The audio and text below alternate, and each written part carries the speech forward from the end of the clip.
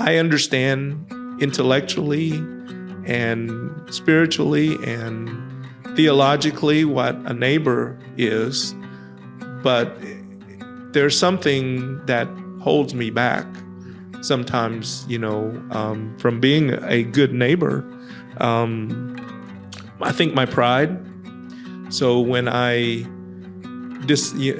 it may be a microcosm of our society now, but when I disagree with someone strongly, it makes me difficult to treat them nicely.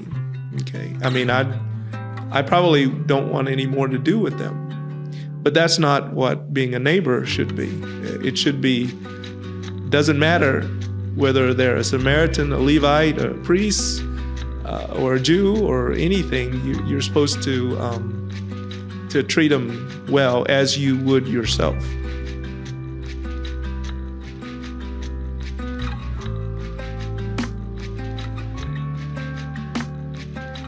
Welcome to the Americus podcast, where we pursue what it means to become a next level neighbor, creating a place we enjoy with the people we love. I'm your host, John Schroeder, and today I am joined by my friend, Chanh too. Chanh, thank you so much for joining me on the podcast. Well, thank you for having me, John. I do believe in what you're doing, and I think this is a good thing for the community. Yeah, well, thank you so much. So we kind of know each other just a little bit already. So one of my good friends is Brendan Bryan, and he is married to Alyssa. Right. And Alyssa is your daughter, correct? That's correct. Yeah. And then as I was telling them, hey, we're moving to Americus, we're starting a church, we're doing these things, they said, hey, make sure to connect with my dad. And so I was very glad that we got a chance. We've already even had breakfast together at the Waffle House over here. Sure.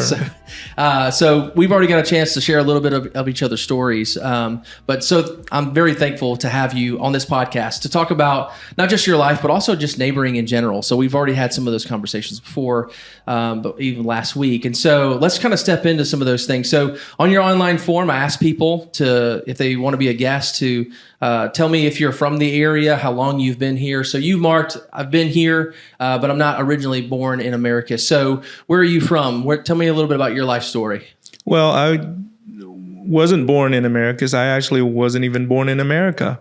I was born in Saigon, South Vietnam, a long, long time ago. But we came over to the States because of the war.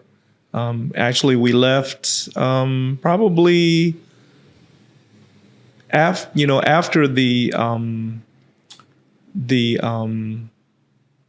probably 2 weeks before the Capitol fell. Wow! And we were in a little island in Guam when the news broke. I was a little boy. I was 7. Okay. So for me, it was just fun and party, and I didn't know anything about it. Mm-hmm. But I remember when they made the announcement that all the adults started crying.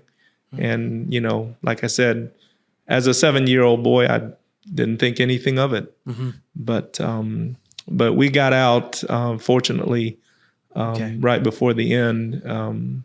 It was after the ceasefire, and then the ceasefire that wasn't. Mm-hmm. Wow. So when you got to the States at 7 years old, was there a group of you that were able to kind of go together, or did you just get placed in America and just friendships, relationships just had to start brand new? Well, they first they collected all of us in a refugee camp in Pendleton, California, and we were there for 3 months in the summertime. And in order to get out of the camp, you have to have a sponsor in the state somewhere. And our sponsor was a general who had been over to the States and had met us.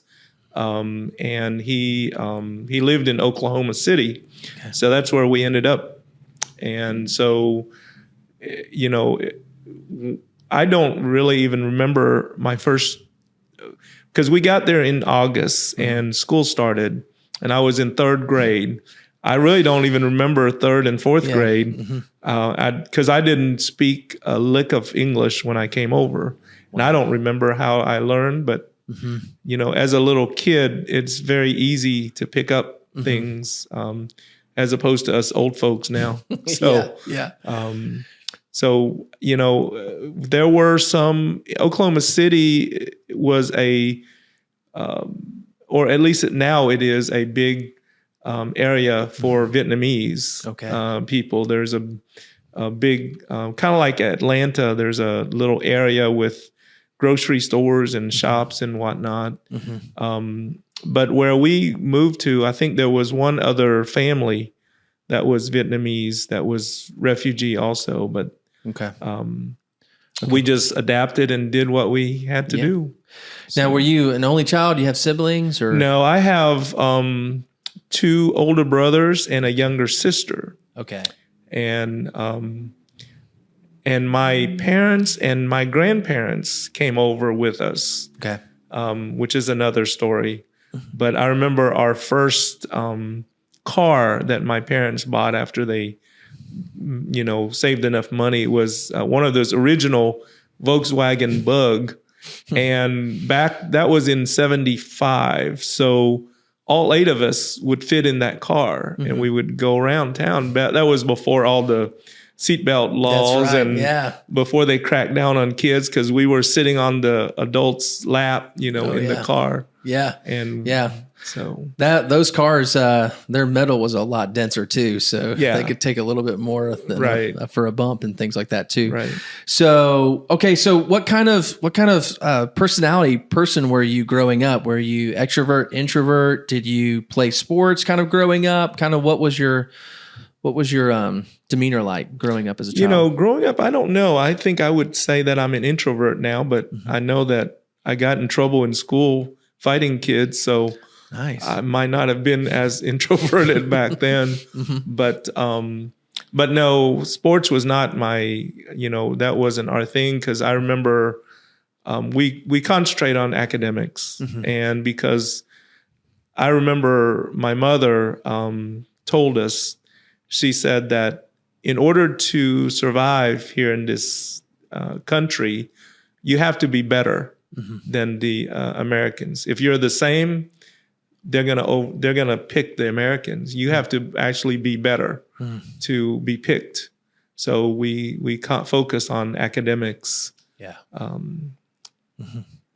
Okay, so growing up, how long did you stay in? You said you were in California. Yes. Okay. How long were you there? Did you guys move from that place any? In California, we were at the refugee camp. We were there for 3 months. Okay. And then we moved to a little suburb of Oklahoma City called Midwest City. Okay. That was in August. And so I started school like within a week or 2 after we moved there. Okay. Not learning. I couldn't speak any English at all. And like I said, somehow I learned because I don't remember those first 2 years at all. But then I stayed there through high school, and then I went to undergrad at University of Oklahoma. Okay. In Norman, which is like 25 miles south of Midwest City. Okay. And then I went to medical school in Oklahoma City there as well. So I spent quite a bit of time in Midwest City, Oklahoma. Okay.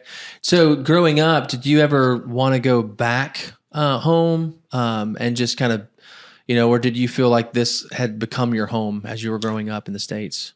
Because all of my immediate family were here.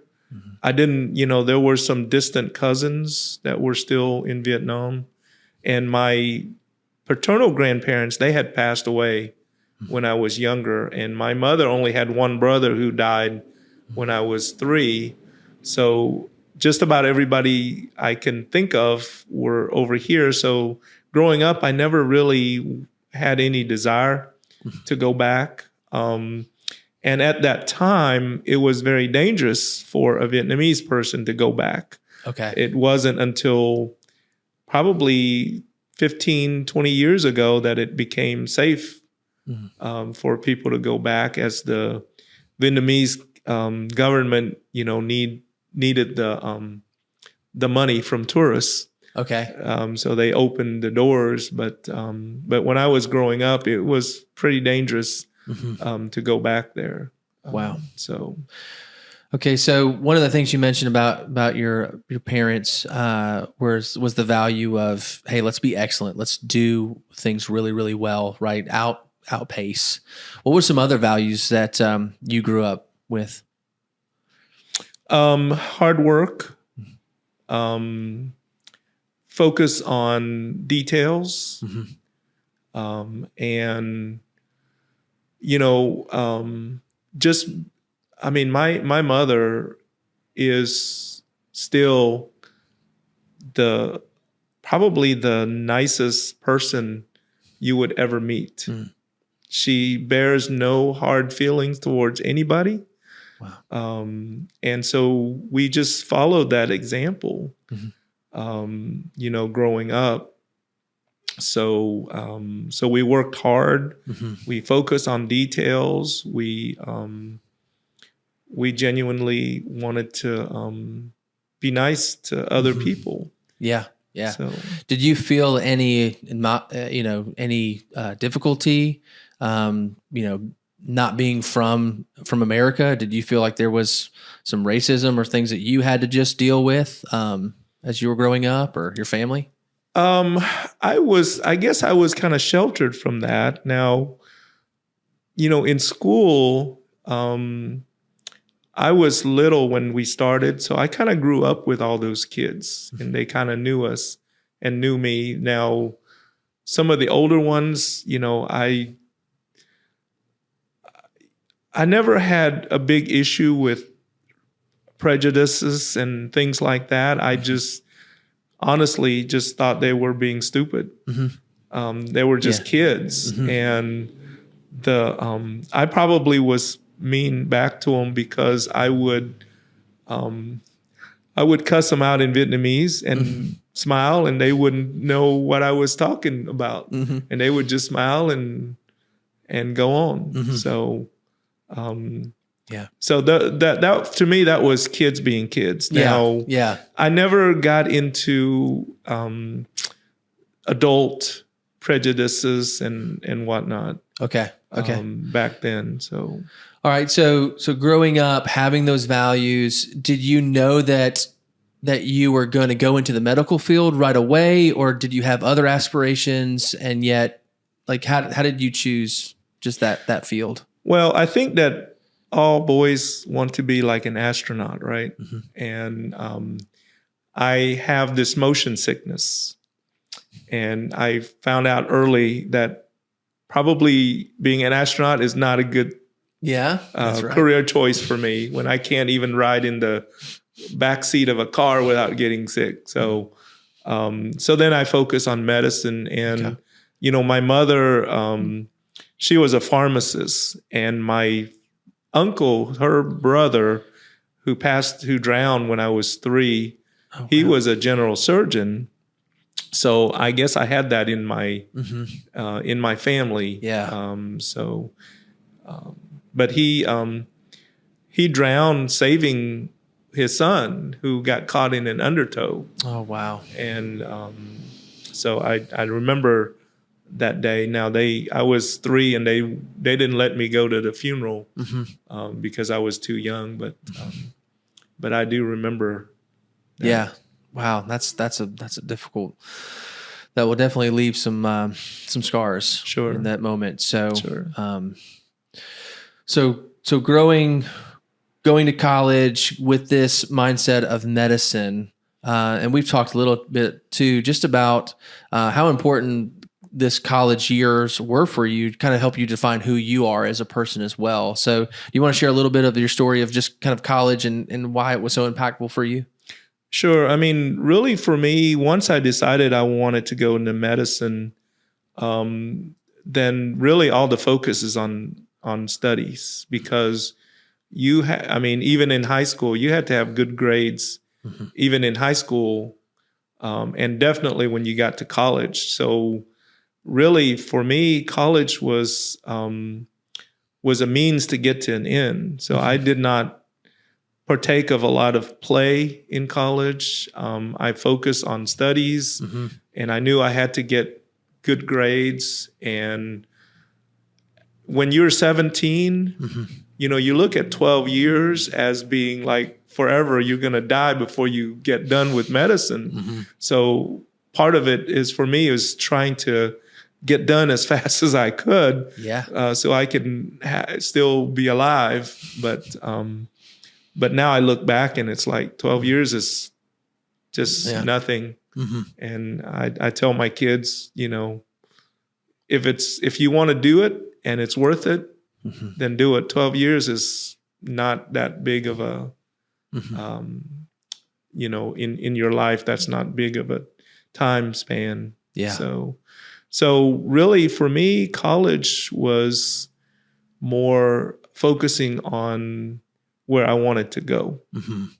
And so I didn't, people ask me, well, do you feel like you miss out on this college? And I say, no, not really, because I knew where I wanted to be.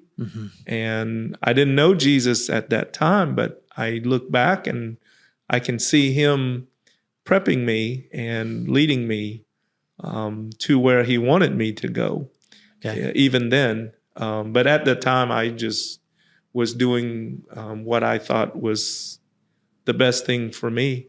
And I don't want to be one of these people that say, well, college was the best years of my life. The best years is still ahead beyond college. So.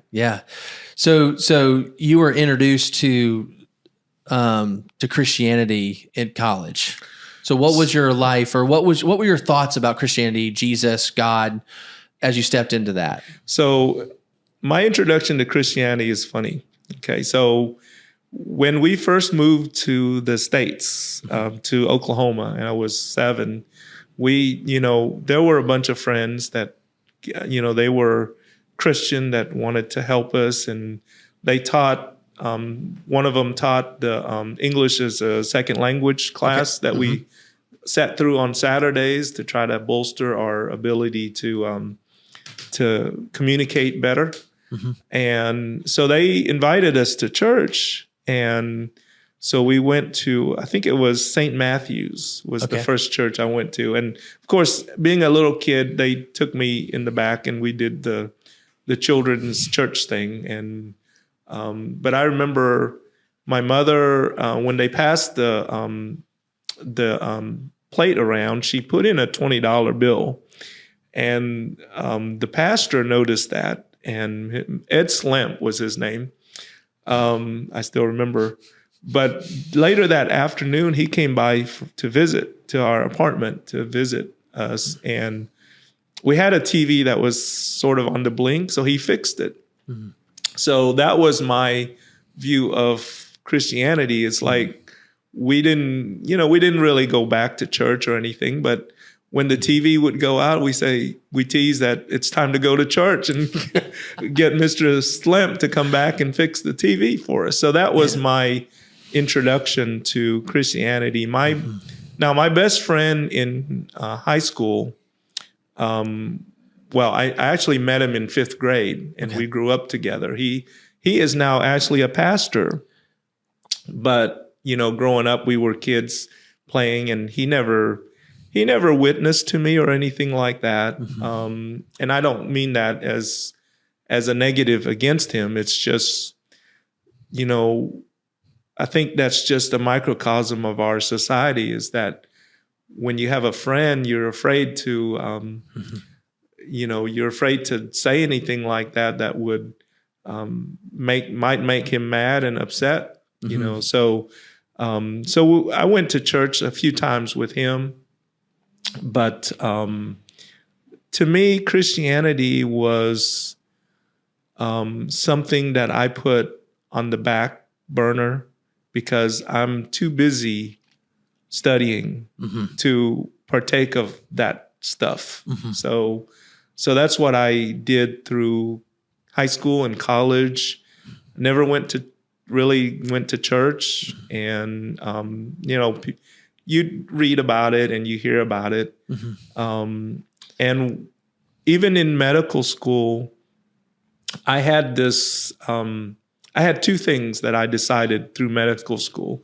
One is I would not date anybody because I didn't think that was fair to date someone or marry someone when you're in medical school and your time is not even your own to use.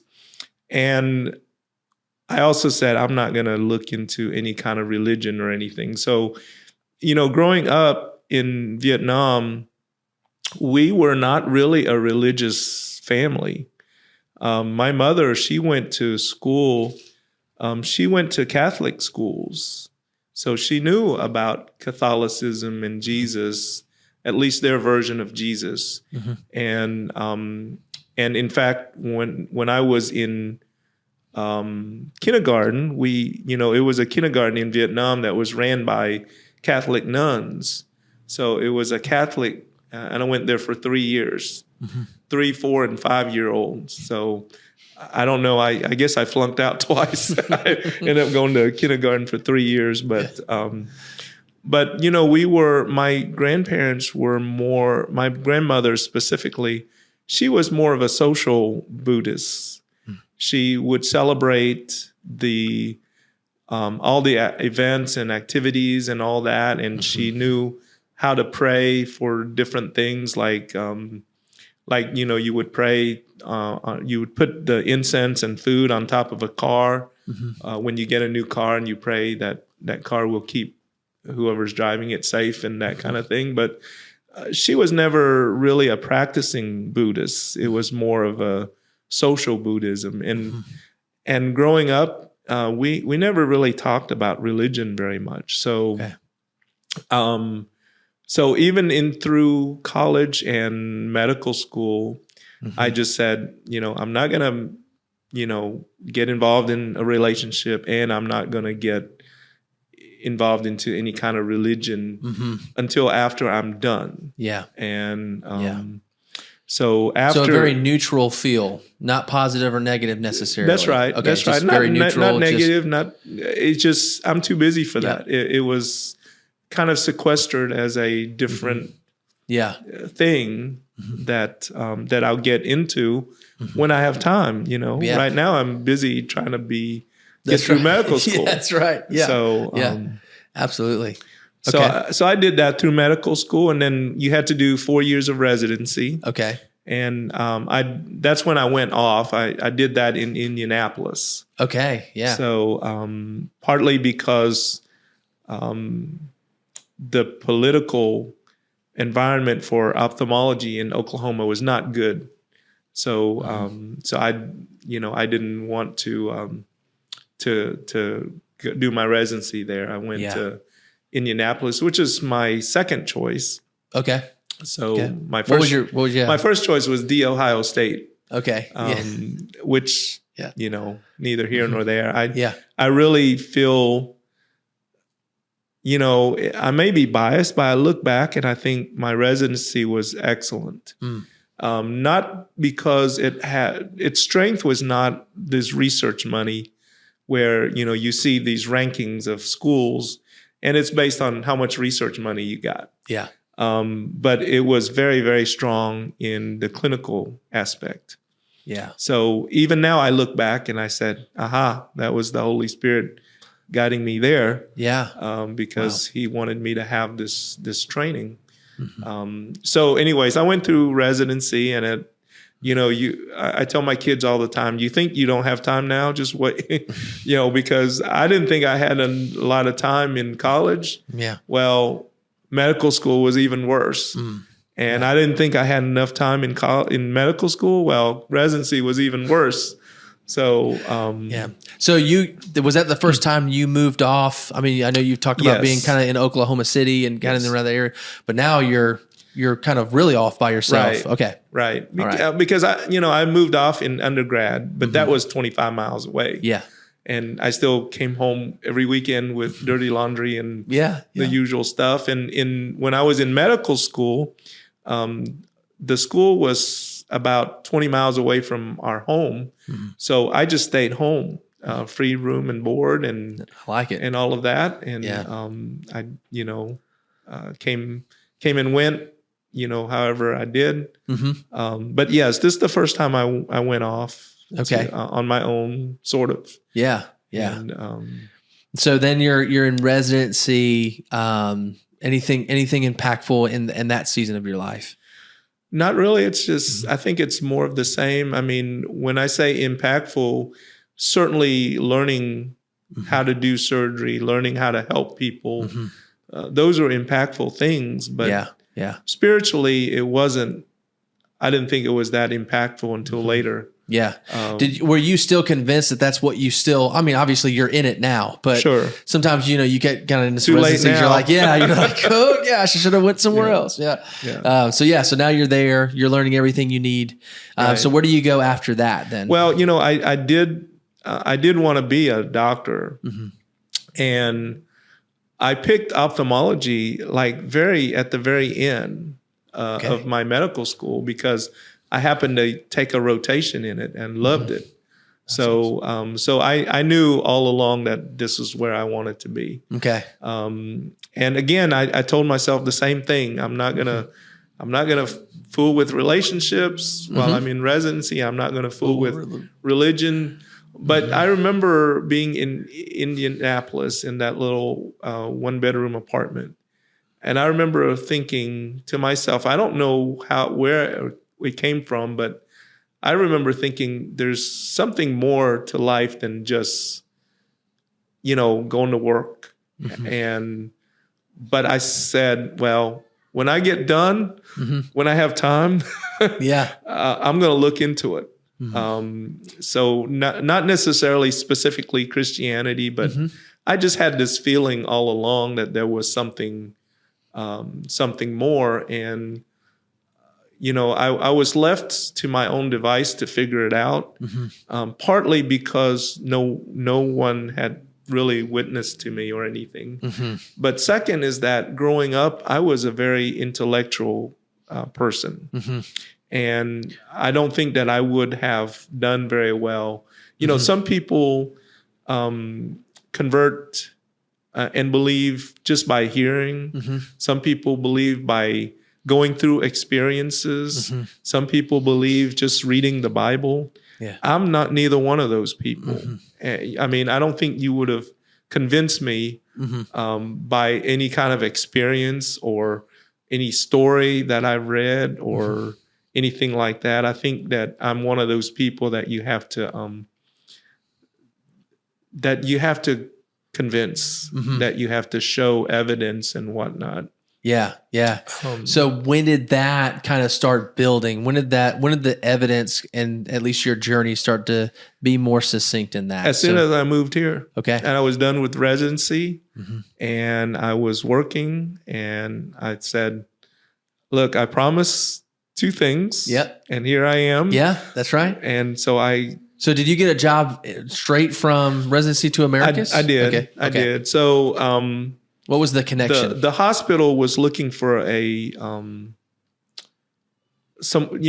used to have a doctor out of Albany that came up here and did eye surgeries like once a week or so, and then he decided that wasn't good for him anymore. So they had all this equipment. They were looking for a doctor.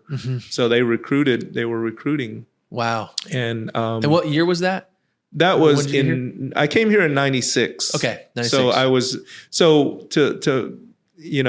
I have a lot of stories. Yeah, that's good. So, yeah. And it all my stories relate when I look back to see the Holy Spirit working, because I'm from Oklahoma. I did my residency in Indiana. South Georgia would have been the last place I would have thought. Yeah. So, the recruiter, he sent out these little postcards. Okay.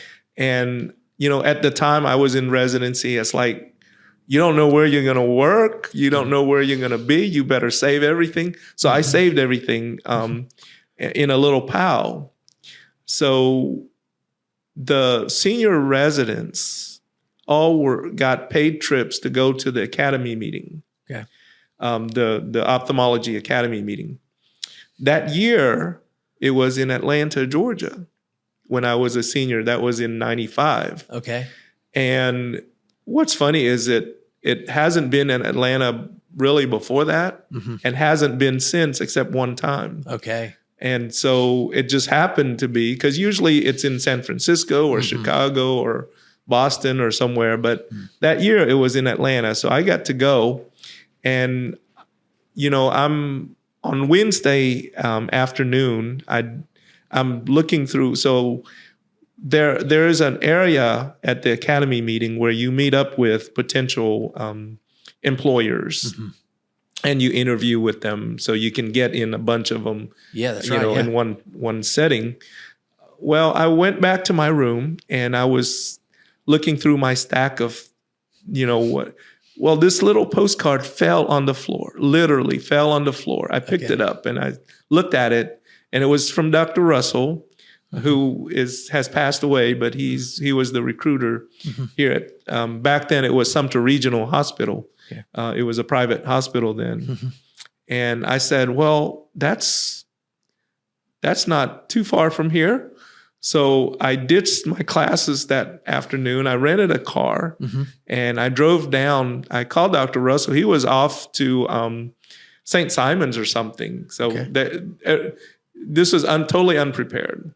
So he said, well, come on. He called some people to talk to me, and I went in there and I talked to the hospital administrator, and then they sent me to the optometrist office where I would end up joining.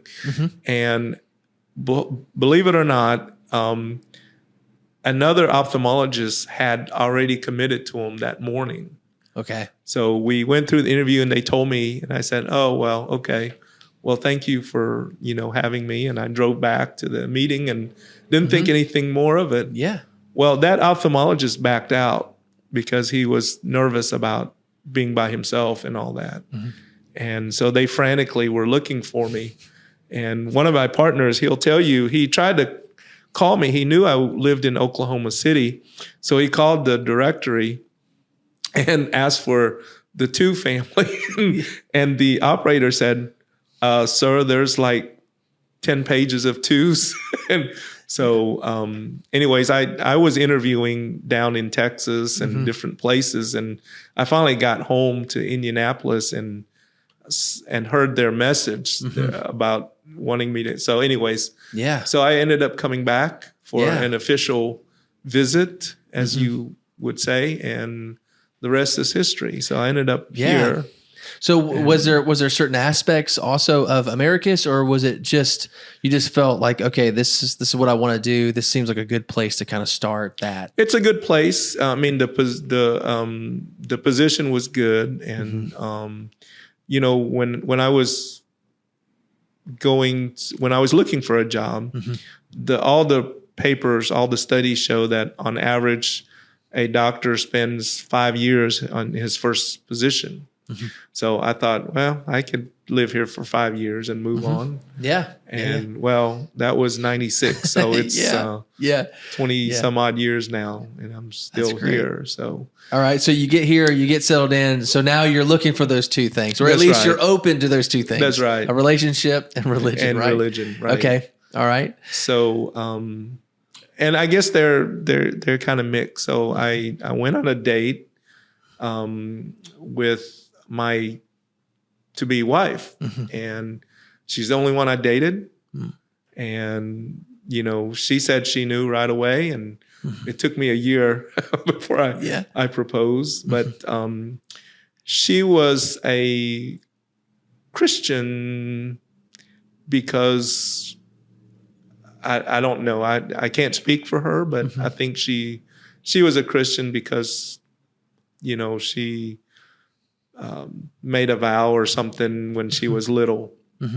And so she went to church. And so I, of course, had to go with church her. now. Yeah. And I'm going to church. So now before I met her, I played the trumpet, and First Baptist here, they had a little brass ensemble. So I knew some of the people there and through the work and whatnot. So they invited me to play. So I started playing with them and started playing in the service. And at that point, I got to hear some of the messages. Okay. Yeah. And then when I met my girlfriend, we ended up, she was going to Cornerstone Church, which is a non-denominational church, and so I got to hear a little different type of message. But I say I loosely because again I look back and I think it's the Spirit that guided me, but I purposefully started looking into religion at that time. Okay. Because I had made that promise to myself. And I remember, you remember the Case for Faith and the Case for Christ? Yeah, Lee Strobel. Lee Strobel, yeah. And those were very influential books to me. Because he approached it the way I approach things, and that is to give evidences as best that you can. Yeah. That's right. I think his approach was he was trying to disprove it because he was tired of all of the stories. Right. Yeah. So and then I also listened to MacArthur. Because he was.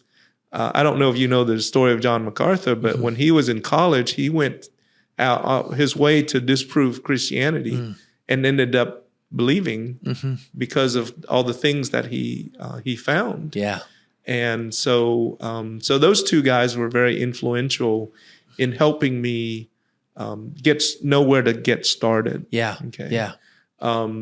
Because I know eventually, no matter how many evidence, how much there comes a time when you have to make a leap of faith because you cannot see God. Yeah. And all the evidence in the world can be very convincing, but at some point, you have to leap from your head to your heart. Yeah. And to believe and end up doing that, I thought.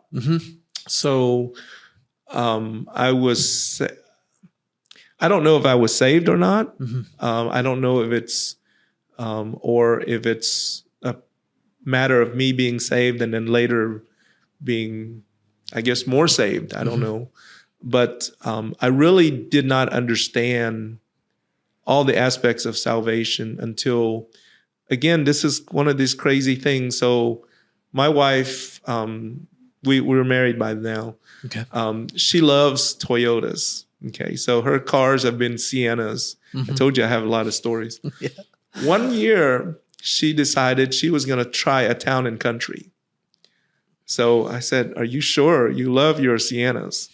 I said, "Yeah, but we have little kids, and we'll do. It's cheaper, and we'll do a town and country." Well, when she bought that town and country, it came with a year's supply of Sirius XM free.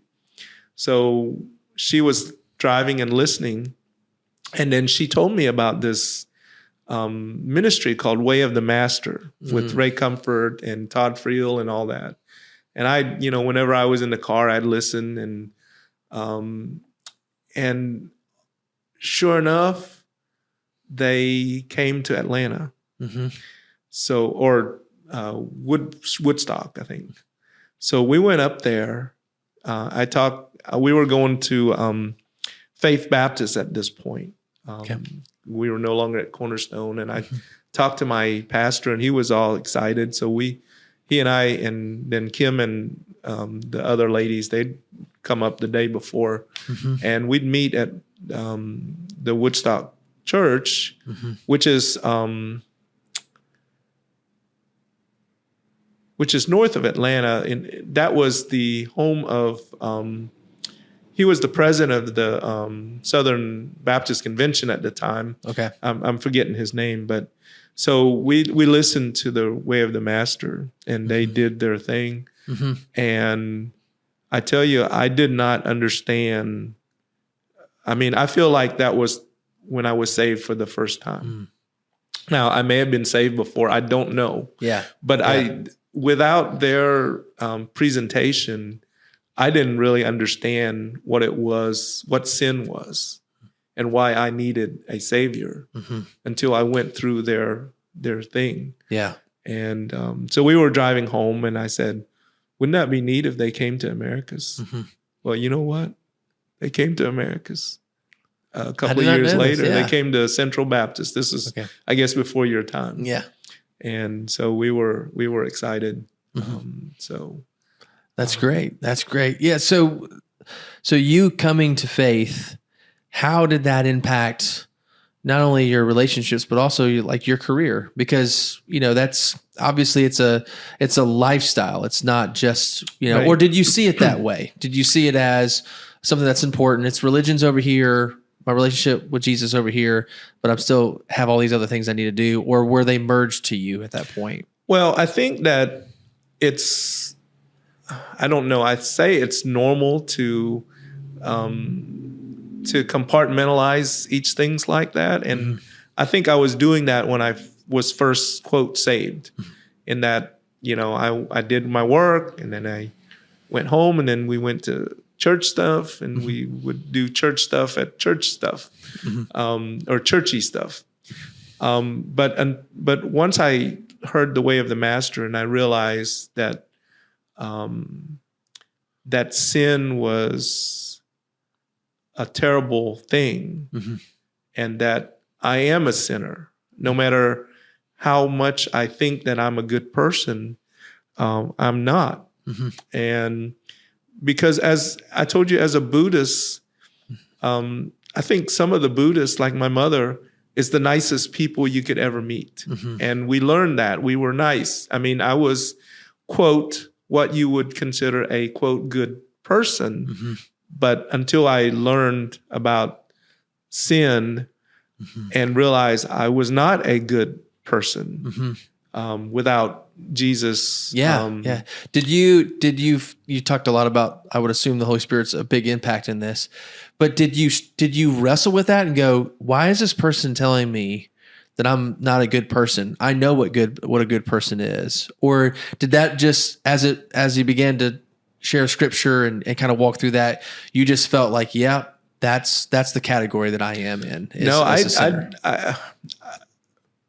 did not challenge or fight that. I mean, it just made sense to me.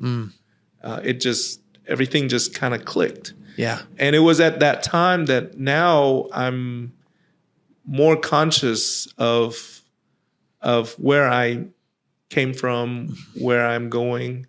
And so that began to, affect all my life. Yeah. And so that things are not as compartmentalized. So when I see a patient, for instance, when I do surgery, I have to give credit to the Spirit, to Jesus, because it's Him that did the surgery. I'm only there for the ride. Yeah. So, and patients thank me for that. I said, don't thank me. That was Jesus that did that for you. And I became bolder in, because I don't know if you're familiar with the way of the Master, but I'm very familiar with that. They're into cold witnessing. Yes. Yeah. So because their philosophy is, hey, you can get to know somebody, you can take 6 months, but they may be dead by then. So you better get it all out when you can. Yeah. So I've done that with my patients since then. I had one Catholic person who she wasn't upset. She enjoyed the discussion, but she told the people checking out that I told her she was going to hell. I didn't exactly say that, but so yes, it started and is pervading through all of my life now. Yeah. Caveat is that I tend to forget, though. I mean, there are still times that I'm compartmentalized, and I get in trouble, and then I stop and I realize, hey, wait a minute. This is not you. You don't have to you don't have to do this. There's a Jesus that you can pray to, and He will take care of these things. And when I realize that, a big weight comes lifting off of me. Yeah. But I just I think like many people, I tend to forget. You know, like I compartmentalize things more easily than I should, but I'm getting better at it than I used to be. Yeah. So, I know there's a lot of symbolism when it comes to the blind being able to see. Do you see that sometimes in your practice of this? Especially, there's a moment where Jesus, I think it's in Mark 7, where Jesus heals a man who's blind, and it's like halfway done, and then he finishes it, and it shows you kind of the progression of some people. Like even thinking about with your life of God's just opening your eyes just a little bit more and a little bit more to be able to see clearly. Sure. So those things. I think so. And I think what he's been working on me the last few years is to, like you said, opening my eyes to where I realize, or I'm starting to realize that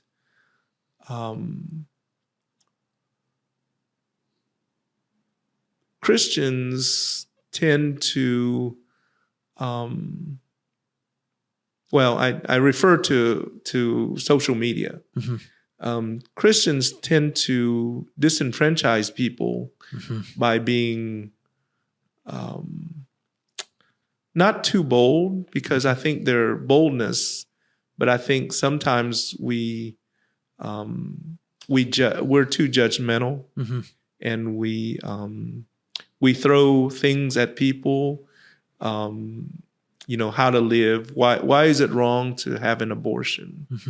Well, I've come to realize that, those things that Paul wrote in his epistles, and John and Peter, they're not written to the lost people. They're written to the church. So the lost people who are lost don't need to hear that. They need to hear about Jesus. They need the gospel first. And once they're saved, then you can say, like Paul does, you've seen and you've heard. Now remember, but the lost people don't need us Christians to tell them how to live their life, tell them why it's wrong to murder babies, why it's wrong to steal. That they don't need that. They just need Jesus first. And so I think that's what he's been working on me. Yeah. And I think, like you said, I mean, this is being a part of a community of people that you do get a chance to see, more often than not. We're not in a big city where you can kind of just get lost and maybe never see someone again. And so you want to have that quality of time as well. So when you're meeting with people and you're talking to them, that you are there because you actually have compassion for them. And so, because I remember I would go on college campuses, I would do Way of the Master. And it's very bold. It's very straightforward. It's question based. So it allows someone to have to process it themselves. Right. You're not assuming that every single thing that you're going to say, they're going to agree with, but you are giving them a place to be able to wrestle with these questions. And that was very helpful. And I think that Jesus reached people differently. Some people need that. Yeah. Like I did. Yeah. But, and one of the things that I was discovering while I was doing my journey is that there are hard scientists every day who are coming to God because they realize that those things they're studying, the subatomic particles or the stars, and those didn't come about by random chance. They starting to realize that now. The biological scientists they're what I would consider the soft science. They're the most, because of Darwin, they're the most. They seem to be most against that because they've been ingrained to believe that random chance can occur if you have a long enough time period. Yeah. And when I was an undergrad, I was a zoology major, and I was all into that. That was my thing. Yeah. And I really I like the way of the. I did one of those things where they had it was the 50th anniversary, I believe, of Darwin's book. And so Ray Comfort wrote an intro, and then they reproduced the books. And we went on campuses and passed them out and witnessed. And they, I think at first they started with the 50 most or least Christian campus based on the religions of the professors and whether they sign, and whatnot. And I hate to say Georgia Tech was one of them. And then they expanded to the top 100. But I was on the team. We went to Georgia Tech and we passed it out. And I ran into this biology kid, and that was in my wheelhouse. And I talked to him for 30, 40 minutes.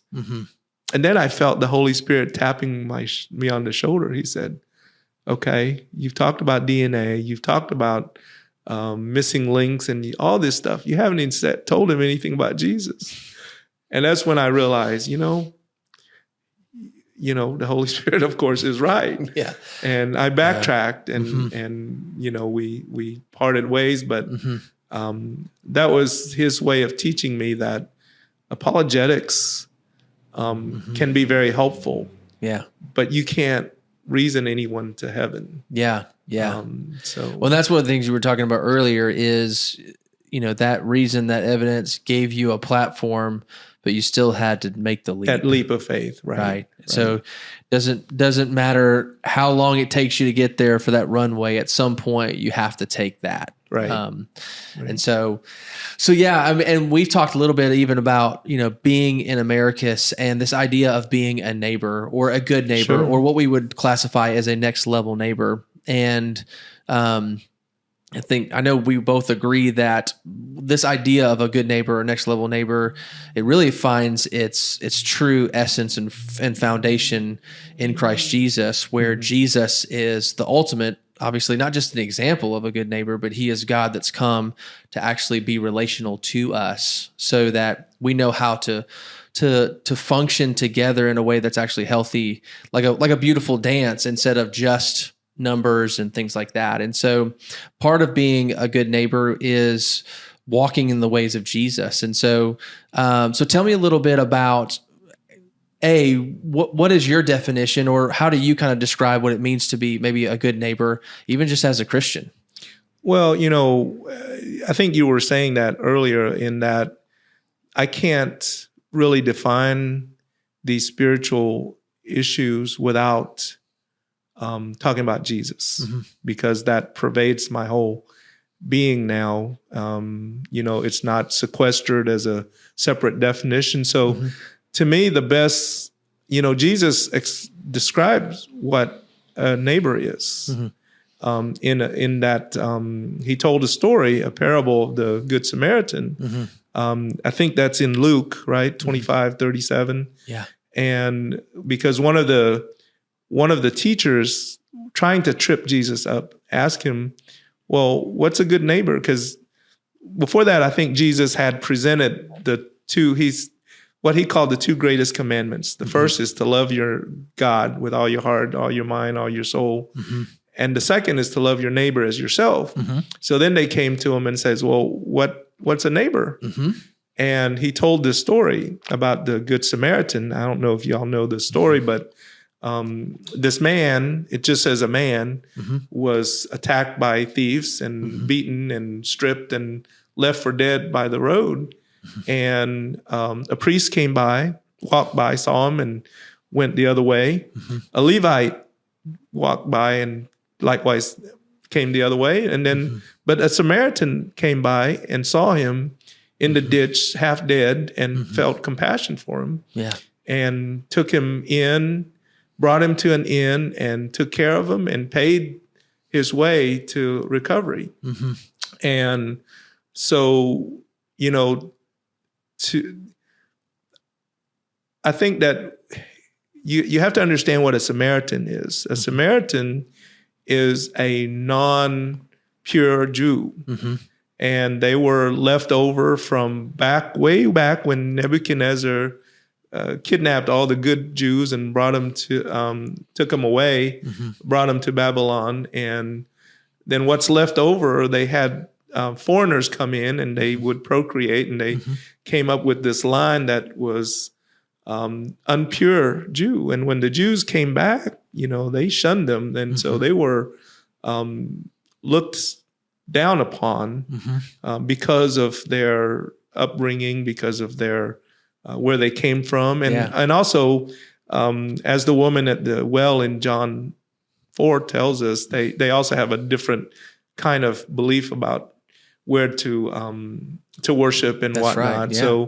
So they're socially and religiously outcasts.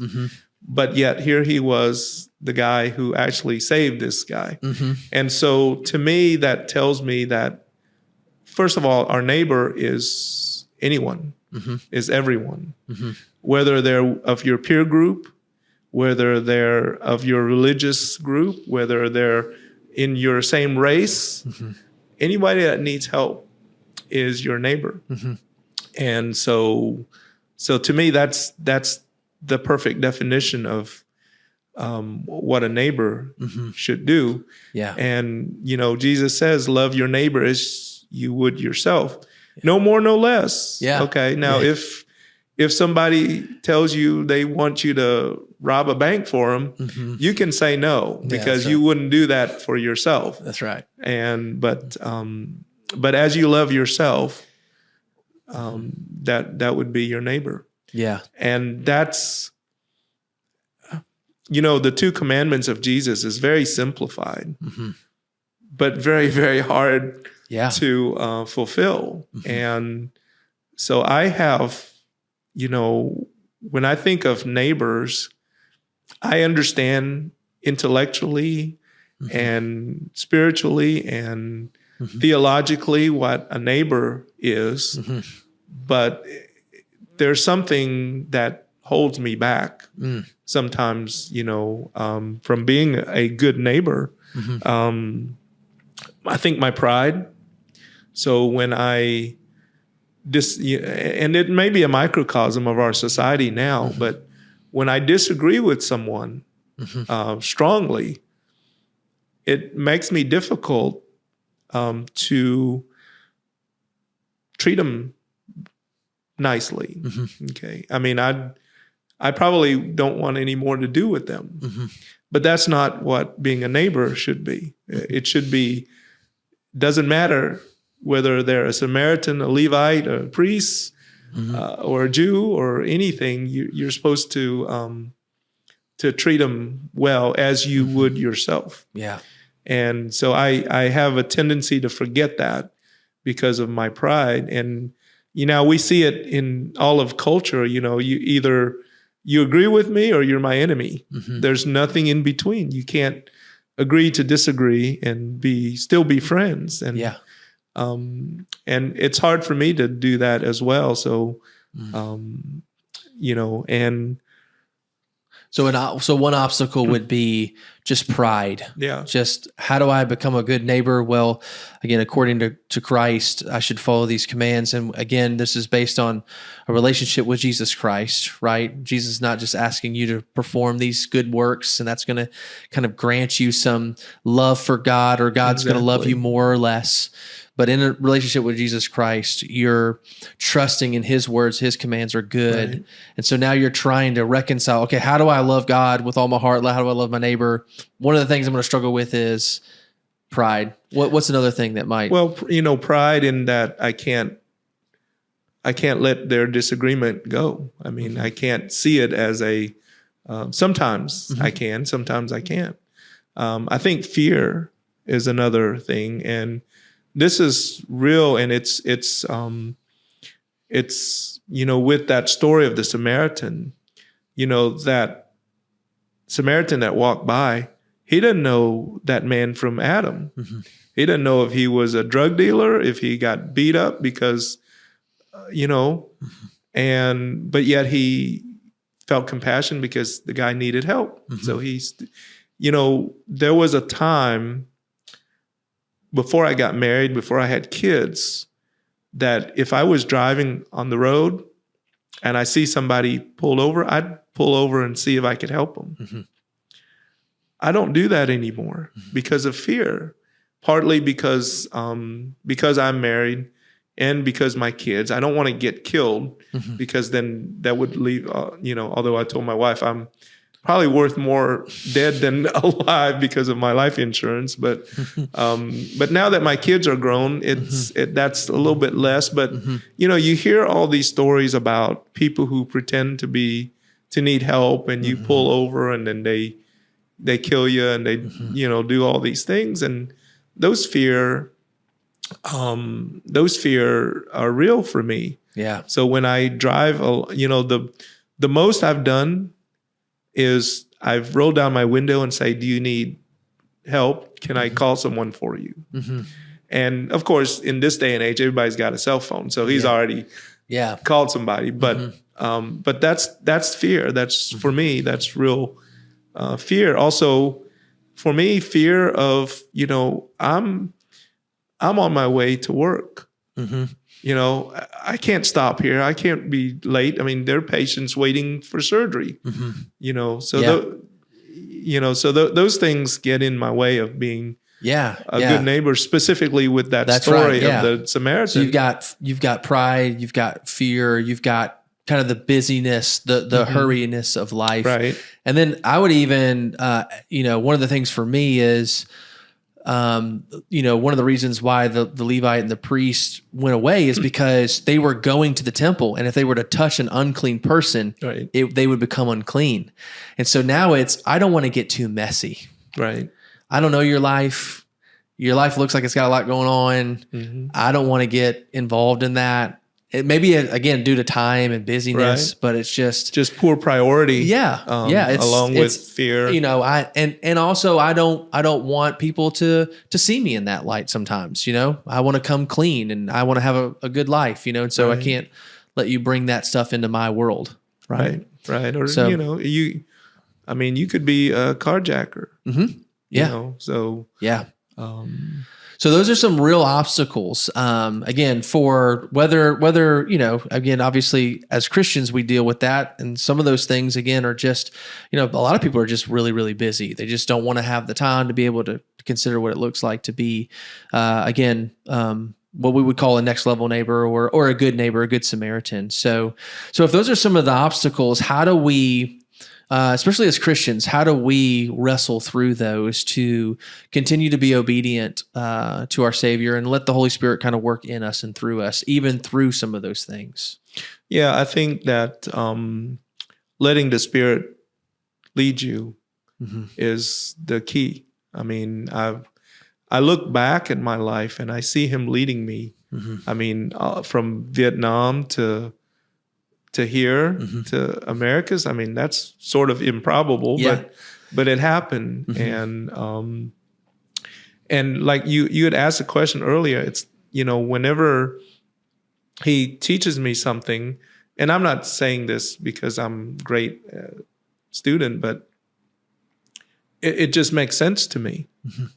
So there's nothing that I would disagree with. So listening to the Spirit is going to be the thing. So, I think that for that pride, that's not only with being a good neighbor, but pride gets in the way of everything. That's right. Yeah. And that's what He is trying to teach me through my marriage, because Jesus came down and sacrificed His life for me, but not just His life, but everything up to and including His life. So He left this divinity in heaven, and He came down as a humble baby in human flesh. It has to grow with all the pains and things that we endure to take on my sin for me.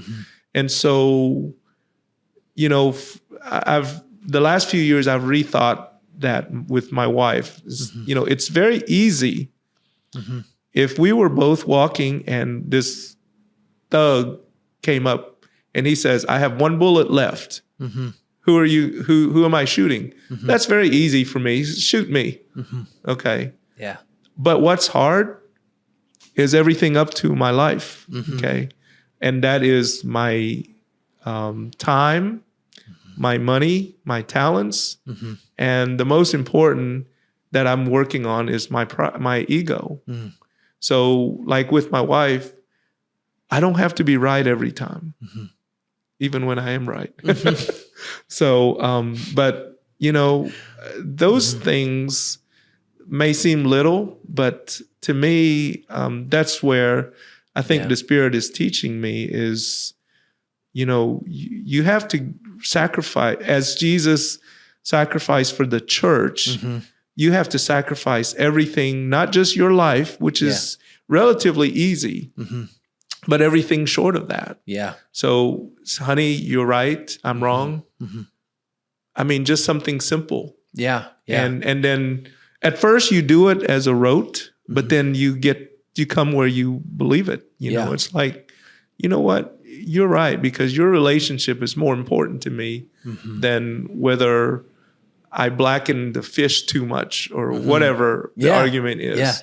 And so I think for the pride aspect, that's what I've got to work on is, you know, if I'm looking at you as my neighbor and we disagree about who's going to be the better president, I have to let that go. And I have to be able to look at you and say, you're still my neighbor. You may be wrong, but you're still my neighbor. Yeah. And I have to fight the urge to just walk away from you, you know, forever. Yeah. That's good. I mean, so those kinds of things, fear is, for me is, and poor priority is, I think the next two things he's working on all of them, but I can only handle one thing at a time. So, but the fear is real. And, you know, fear of who you are, you know, I mean, but anyways, so pride is the main thing I say working on me right now. It's been probably 25 years. But I think I'm slowly getting better at it. That's how long we've been married. So and I think too, I mean, even talking about marriage, even on a broader scale of just the relationships that you tie yourself to help you hold you accountable to what you believe, right? So you have people that are coming alongside of you, and that's, you know, you have the local church that's just like, hey, Chan, remember what we believe, remember who we are. Sure.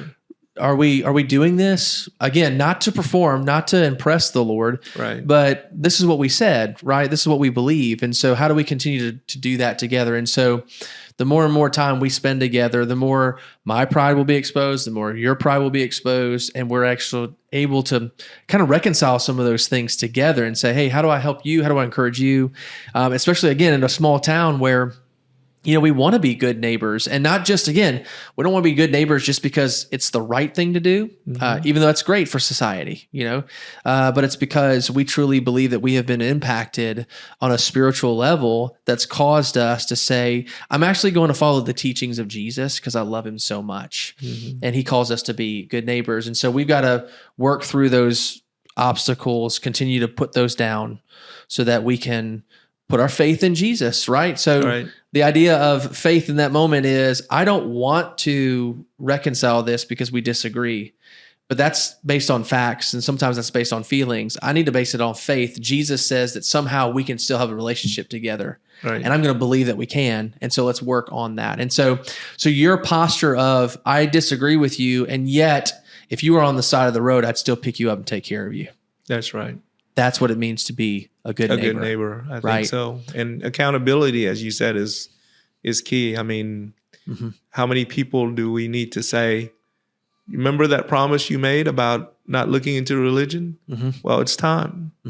It's time to do that now. Yeah. So, well, that's definitely something that we want to continue to be a part of, even as we've moved in the last 2.5 years, is, again, just pressing into what it means to be a next level neighbor, the values that it takes, the faith that it takes, And it's going to be very hard. It's getting harder and harder. You mentioned social media. It makes it very difficult for us because social media is very easy to categorize people into ideas and, in compartments instead of people. Right. So now I know who you're voting for because you're posting it online, Right. but I don't understand why you're voting for that person at a deeper level, not just because you like that particular policy or person, but there's there's a story in you that's built up to this moment. And I want to know that story because I want to know you. And that's where those conversations can even be had. Sure. And even if we still disagree, I want to be there as a neighbor. And I think that's what draws people. Again, not everyone, but a lot of people are looking for the experience of people. Do you actually believe this? I hear what you say. Do you actually believe it? And are you functioning that way? And it's just going to be hard because life's hard, life's messy. So, we're kind of about to land the plane a little bit. I just wanted to make sure we kind of do what we call rapid fire questions, which are just really basic questions like, do you like coffee or tea? Kind of thing like that. Get kind of help the plane. But I wanted to make sure if there wasn't anything that you wanted to kind of add to the idea of neighbor, especially again, in light of Christianity, that I don't want to just bypass it really quickly. I think the only thing I would say is, like, for me, it's not going to come quickly, and you have to strive at it.